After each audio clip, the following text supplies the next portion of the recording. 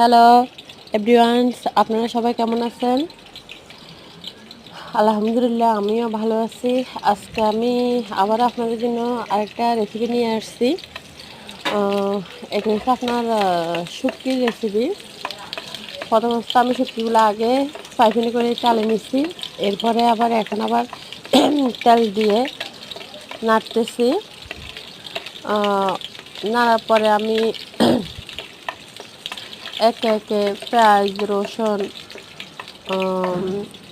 রসুন, মরিচ একে একে সবগুলো দিয়ে দিব। এখানে আমার কাটা আছে আগে, মরিচ বাটা আছে, গোটা রসুন আছে, পেঁয়াজ কাটা আছে, আমার গাছের তরি আছে। তারপরে আপনার কাঁঠালের বিচি, তার সাথে দুইটা আলু আছে। রসুন দিয়ে আমি প্রায় 5 মিনিট নাড়াচাড়া করে নিতেছি।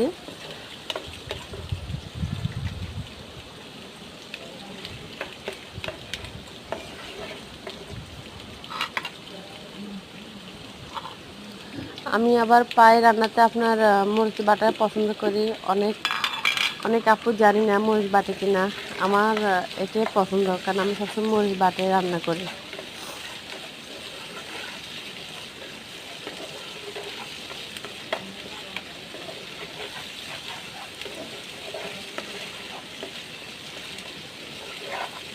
সবগুলো ভালো করে নাড়ে নিতেছি।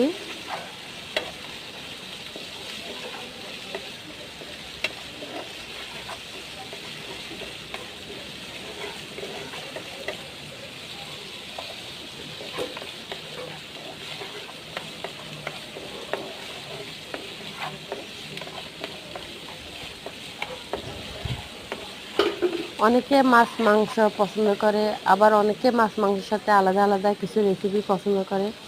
আমি এর জন্য আপনাদের সামনে একটা রেসিপি নিতেছি, দেখাতেছি। কেমন হয় একটু জানাবেন, কমেন্ট শেয়ার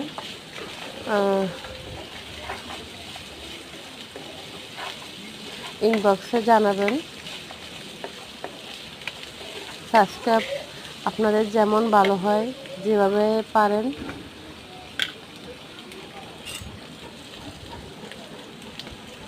এক আমি সবগুলা দিছি।